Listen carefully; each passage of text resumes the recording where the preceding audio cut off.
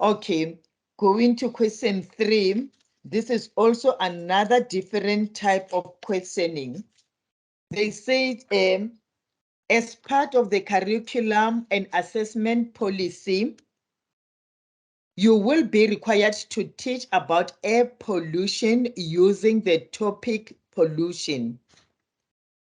So you are requested to develop a plan on pollution for your grade 4 class. Use the relevant template to prepare an age-appropriate lesson on pollution. At the end of the lesson, students should be able to define pollution, differentiate different types of pollution, identify causes of air pollution, and identify 2 ways in which pollutions affect the environment. So in this way, this one is also very, very practical, wherein you also decide, you apply your mind. So responding to question wherein you will be expected to develop a lesson plan. All what you need to do when they say that this must be an age-appropriate kind of a lesson on this topic of population, you need to come up with the relevant template.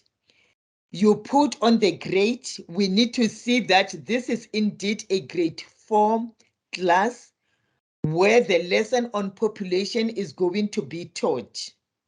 You also come up with the duration for this particular kind of a topic.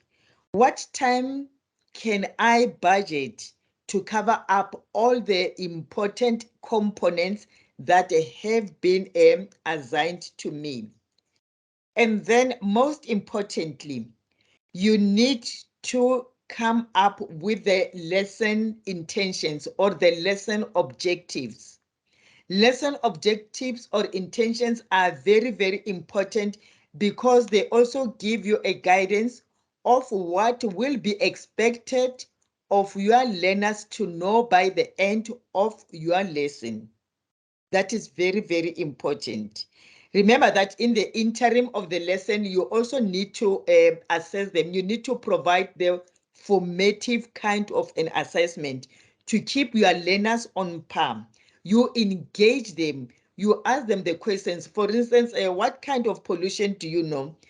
Have you ever seen the air pollution? Have you ever witnessed water pollution, land pollution, such kind of things? So this one is also the application of mind, whereby the professional discretion will be used when whoever will be marking your lesson plan.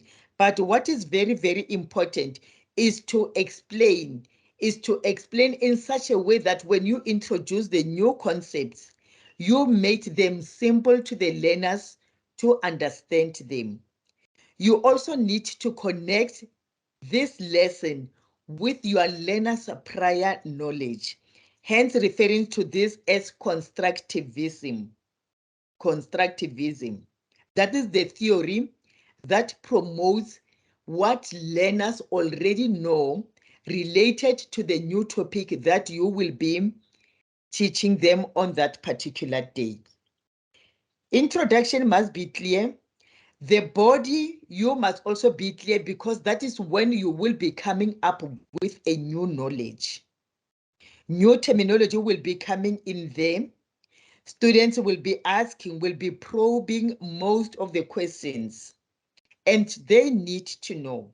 That is where you will be doing most of the facilitation as the teacher because you are the one who is carrying this new knowledge.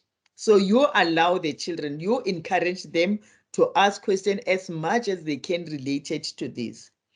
And finally, on conclusion, you summarize everything from the introduction, get into the content. You also tap on those difficult terminologies, new concepts, and try to summarize as much as possible. And then it's still under conclusion. You need, after you have summarized all those new concepts, the new knowledge, you need to let your learners what the next lesson will entail. That is the previewing of the next lesson. If maybe you're still going to continue with the same topic, let them know that, okay, today, because we have dealt on air pollution, the next day or tomorrow, we will be focusing on water pollution or land pollution. You need to elaborate on this. This will help your learners in such a way that they will be in a position to research further on what the next lesson is going to cover, what the next lesson will be entailing. So you will also be guided by the template, the lesson template that you will be using. So in most cases, such questions are evaluated or assessed with a 15 marks. We cannot expect you to write half a paragraph and expect to obtain 15 marks. You must go in details. Normally, you will get some guidance whereby you will be alerted that the introduction maybe can be 4 marks, the content 8 marks, and so forth and so forth. So you must also be guided by the questions when you respond. Okay, I believe that this is clear. And then going to 3.2, there's an extract in the box. Hope you will go through it. And then you are expected to go through the question. Okay, just to get the brief background of this, they say you are a teacher from a neighboring school and would like to adopt good environmental practices as in Paksana Primary School. Conduct an interview with Mr. Gau wherein you ask him intensively how he managed to keep all environmental related issues in good order at his school. Your interview should be between 8 to 10 sentences. So looking at the mark allocation in here, I could see that I have allocated 15 marks for this interview. So you need to know how you are going to structure your questions. Remember that in interviewing, mostly you will be asking the questions. So the key verb there is conducting an interview. So which cognitive level is this one? Conducting an interview, that is, you are probing the knowledge, you are synthesizing. You need to find out what is it that we want to know from this particular person. So in trying to answer questions like this, you can ask questions, because this one has to do with Mr. Gau, who is responsible for environmental education and also responsible for the environmental practices at his school. Questions that you can consider might be what from Mr. Gau, what prompted you to regard environmental well-being so important? Obviously, the questions will vary. How is the local community organization supporting you regarding this? By local community, this may refer to the school community, to the people in the vicinity. Which strategies do you use to have your team to be engaged in your project? Do you find this initiative motivating your colleagues? If that is whether Mr. Gao will be responding by yes or no, we need to get the motivation for that. How do you involve learners in this project? Where do you get the financial support to cover all the costs you incurred? In which learning area would you prefer this project to be incorporated in? How would you want the curriculum to be facilitated? How is this project benefiting the entire community? The most important thing in here is the questioning. On how Mr. Kau is responding, it doesn't matter. All what we need to know is to find out how you conduct these questions. How capable are you regarding to this? Obviously, the responses will differ. So these are some of the questions that you really need to think very hard. This will not take 2 marks. It will not take 5 marks. So even when you answer this question, you must just check what is it that what relevant questions will I be coming up with. And then with question 4, it says, Nkosi is a grade 6 learner in your class. He's struggling with his schoolwork as he has always been absent from school due to constant illness. Nkosi has presented failure to thrive due to recurrent infections of various diseases. An HIV test on him was repeated and was found to be negative. So, okay, you already have an idea. So studying this with the background of what you will have acquired from your textbook, you will be expected to discuss 5 factors that could be contributing to his susceptibility to disease. So by looking at the verb of this question, we have discussed. So discussing in them is regarded as a high order question that is falling under level 5 and 6. Level 5 and 6 are the last orders of the cognitive levels. That is why we regard them as the high level cognitive levels.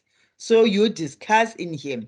You cannot expect to get the entire mark by only providing one word as an answer, whereas with the question said discuss. When you discuss, it means that you need to elaborate. You need to write in detail.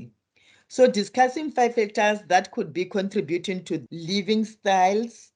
Need to check on the living styles of Nkosi, the diet, the medications, and as well as the disabilities. So, okay, fine. Let us start with the living styles. With the living styles in here, we can say the question said discuss the 5 factors that could be contributing to his susceptibility to disease. So we can say that this could be associated with higher teen pregnancy rates, high school dropouts, trauma, but looking at the points that we have been given. Let me quickly hang on this 4.1 and quickly move to this 4.1, the 5 factors that could be contributing to the susceptibility of the disease. Living style, for instance, the major risk can be those associated with high blood pressure, the tobacco addiction, high blood cholesterol, diabetes, and as well as obesity. This question has more to do with not taking good care of your health. How is it going to affect the living styles? So obviously you get prone to such diseases that I have just mentioned. And then looking at the diet, malnutrition can make a person more susceptible to infection, and infection also contributes to malnutrition, which causes a vicious cycle. An inadequate dietary intake leads to weight loss, lowered immunity, whereas unhealthy diet can also lead to cholesterol, diabetes or obesity. Looking at the medication, some chronic medications such as hepatitis C can lead to severe liver disease such as cirrhosis and cancer, which may result in death. That is very, very dangerous to go through that. While some health conditions associated with disability result in poor health and excessive healthcare needs, others do not. So we need to take good care of this. Going forward with the question that is going to be 4.1.2. It says manifestation of communicable diseases follow several distinct stages. List and briefly explain each of the stages. So the question in here is having the integration of low order question and as well as the high order question. So meaning that once you have listed the particular stage of this particular disease, then you also need to explain it. Explain according to the cognitive levels is a high order question. High order question, and it can also be part of the middle order question. So based on this question, the explain that we need in them will be the middle one because it has only to do with the explanation of the communicable disease stage that you will be giving. For instance, listing the stages, it says, okay, so okay, one of the communicable disease and as well as its stages in them, we have a incubation, the incubation stage. So what is the incubation stage? So that is the stage from invasion of the pathogen to initial observation of general symptoms. And this may take several hours to reveal itself. This is one of the stages of the communicable diseases. And then the second one, we have the prodromal disease, which is also part of this stage. So the early symptoms of this stage is the body's reaction such as a headache, fever, irritability. The fever is just so feverish, and at times it will be itching. So that is the prodromal stage. And then we have the clinical stage, which refers to the appearance of the distinct symptoms specific to the disease. And then we have the convalescence, that is the subsiding of the symptoms. If maybe you are getting better with the treatment that you will be receiving for this communicable disease, you will go through this stage, which is referred to as the convalescence. That is whereby the symptoms will be subsiding. And then we have the recovery stage. That is the disappearance of the symptoms. So at this stage, it is normally declared as to be healed or healing. That is, you will be in the last stages of the healing process. So you need to see the difference now. You list and you also explain. So for this question, 10 marks has been allocated because the explanations are very, very brief. So I have allocated 1 mark for providing the one stage, and then 1 mark for also giving the explanation. So that is 10. And getting into the last question there, you are requested to write a paragraph wherein you distinguish between personal development and well-being and social development and well-being. Name at least 5 relevant facts for each. So starting with the personal development. So under the personal development, remember that in here we are dealing with the children. We are dealing with the school-going children. So under personal development, it is associated with the following facts. Children entering school may find it difficult to adjust to formal schooling and may find it emotionally, physically, socially, and mentally challenging. Again, learners should be taught in a way that they will express confidence. This is still part of the personal development. Going forward and on this personal development, that teachers need to know the development needs of all their learners, meaning that the teacher must also play a vital role on their children's personal development. Teachers should support how individual learners are progressing through their different stages.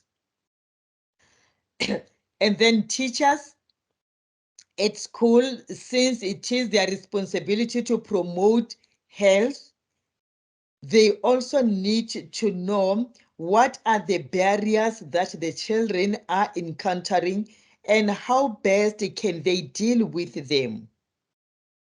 So those are part of the personal development for the learners. And then the social development part of it. Developing the self for health promotion will include planning, setting, and implementing goals.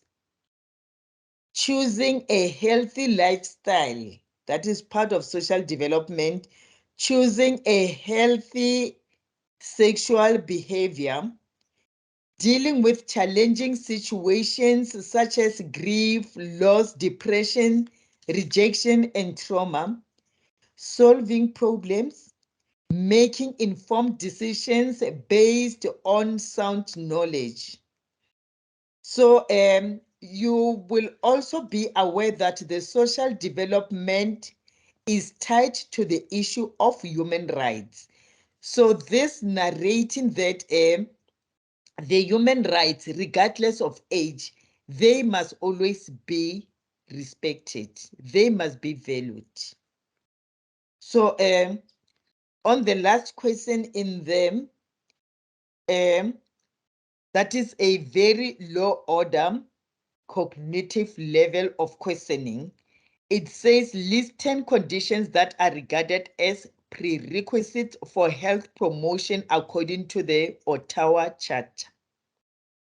So the conditions that are associated with this include peace, shelter, education, food, income, a stable ecosystem, sustainable resources, social justices, equity, community. So from the questions that I have taken from different units of your textbook, I have tried to cover all the cognitive levels that you may come across when you are faced with a question paper. Either at the end of the year when you'll be writing your final examination or when you will be writing your assignments. So you need to know how best can you approach a particular question which has been posed on this particular cognitive level. The most important part of this is that you must also be guided by the marks allocation. For instance, I come across the feedback whereby the questions only the questions only needed 3 marks. But some students will go to an extent of writing up to 3 pages for only 3 marks. That is not necessary because in such cases, if the mark allocation is 3 marks, you just need to come up with the key concepts related to the particular questions and vice versa. Sometimes we pose the questions out of 20 marks, where you will expect that the student will elaborate to cover the 20 marks according to the points, according to the guidance that will be given. But to find that the students only respond in 2 to 5 sentences, how are you going to get the marks in that? And you must know, for instance, when they say discuss, obviously you cannot discuss it with two words. You cannot discuss with only one sentence. So the verb that is aligned to the question must also serve as a guide when you respond. So on this note, I say thank you. And should you need any clarity-seeking question, please drop me an email. I will be forever available. My landline is also available in there. You can find me between 8 o'clock and 5 o'clock in the afternoons. It will be by luck if I'm still on air after 5. But if you try to contact me during those working hours, I will be available for you. Thank you so much. Ke a leboga. Thank you. Bye.